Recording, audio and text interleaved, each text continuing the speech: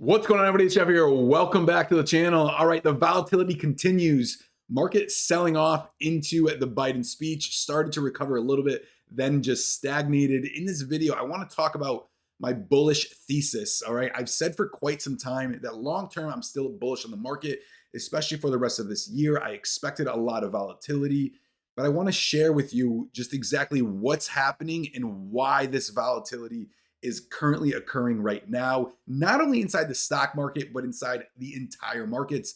Things are starting to change, and I'm going to formulate all of it together for you in this video. And like I said, this is going to be a slow moving timeline. So getting ahead of this is going to be really important. Let's get right into it. First off, the volatility right now is solely based on the Russian-Ukraine tensions. All right, I was literally able to do some charting on all of the headlines that are being released. That seems like they're changing every hour. Okay, first of all, you have tensions escalating. An hour later, troops are backing off. An hour after that, troops are moving in. And if you chart out exactly when these headlines are being released, you can see that they're being, issued and published at times of support and resistance. Okay. And right now, these funds are just playing off these headlines. Okay. And a lot of the market is being moved in the hands of the Russian government and how they are, really signaling on what is going to change going forward. So until that starts to subside, expect the volatility to continue.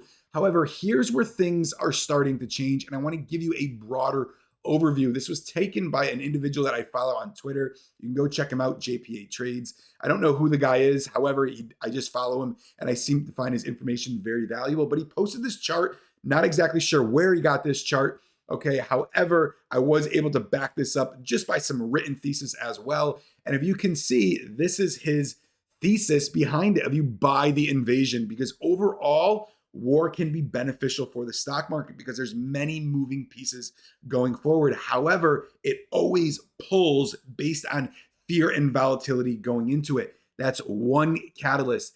The second catalyst is this.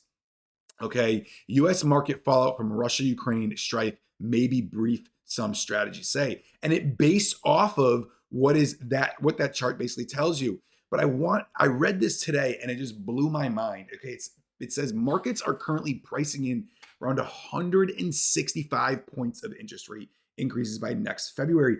Now, if they were to raise interest rates, okay, by a standard 25, basis points, that would be 7 times over the next year, 6 to 7 times over the next year, which is insane. That's once every meeting almost, okay, or every other meeting going forward. And I said that was going to be a lot because markets are going to shake. And if you're new to the market, you have to understand how the Federal Reserve works. All right. And they've always been very, very hawkish when it comes to fighting inflation. However, for the past 30 years, they always tend to throw up their hands going forward. But here's where things change a little bit. The Russia-Ukraine crisis could force a reassessment of the Fed tightening path, resulting in central banks turning less hawkish, while policymakers may consider additional fiscal stimulus. Meaning, if at any time, okay, that pullback continues, or if they say we're only going to raise it 25 basis points in March, while we're clearly priced in for 50, the markets are going to rip. Okay, here's the other thing. Sell-offs in the S&P resulting from geopolitical events have been typically short-lived, with the index falling about 6 to 8% on average, taking 3 weeks to reach your bottom and another 3 weeks to recover to prior levels. Okay, and as you saw in the charts that I just posted, they tend to rise going up after. Okay, so just think about that. While we're seeing this volatility, okay, it's going to be short-lived. Now, this 420 area still needs to hold. Also, I hope that all of you are seeing the pattern that is forming that I've been talking about since mid-January, this W formation. If you zoom out just a little bit further on the daily chart on SPY, we've seen this W formation numerous times. And I started talking about it, like I said, in mid-January as we broke through this critical level of support. We are now hitting that second bottom, all right? As you can see, the 420s to 430s got soaked up really heavily. Buyers were ready to get in and look for that to continue going forward. Now, if we lose that, obviously things change. Well, obviously everything, it changes on a day-to-day basis, but going forward, you can only look back at history. So check for this to hold and continue to rise going to the upside. Now, the other things I want to talk about that are bullish for the market, okay, are the Treasury bonds.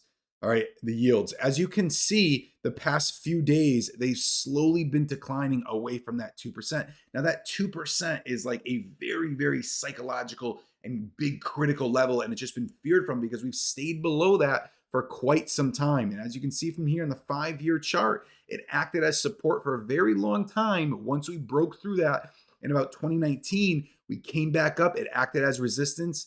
We had obviously, the coronavirus, okay, begin in early March, and it's just we stayed below that. So that 2% is critical, but as these yields tend to decrease a little bit, it is bullish for the market long term. Now, why do I put this correlation together?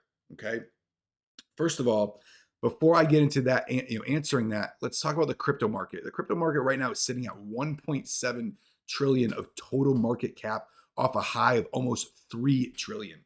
Okay. So right now there's about 1.2 to 1.3 trillion dollars of capital that was once in the crypto market.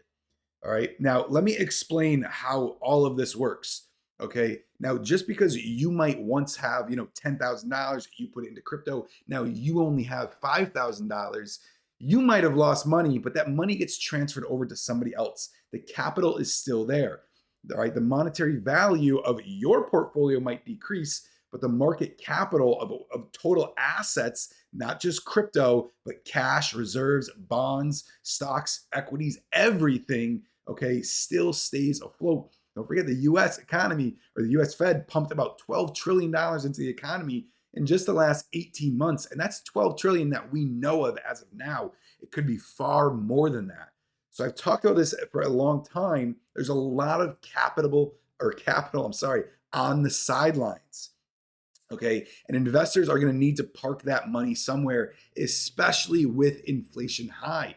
When you have inflation sitting at that 7 to 8% range as of right now, okay, and even if it floats anywhere between above 5%, when treasury bonds are only giving out about 2%, that money has to go somewhere, and it's only going to stay on the sidelines, losing value, okay, because cash loses value because inflation is above 0%.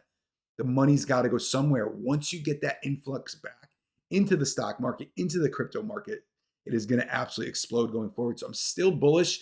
Things will change, all right, going forward, how bullish I am, okay, and as well as if we do break below certain levels or if things completely go haywire. But as of right now, all right, this is exactly where it stands. So think about that long-term, short-term, watch the levels. If you're interested in learning more about levels, first link in the description, we talk about them all day long. It's amazing to see the charting, that's done pre-market, intraday, on the hourly, 4-hour, 15-minute, 5-minute charts, and you literally get to watch to see how these tickers, bounce and respond to them almost like clockwork. So guys, that's it for this video. I'll see you in the next one.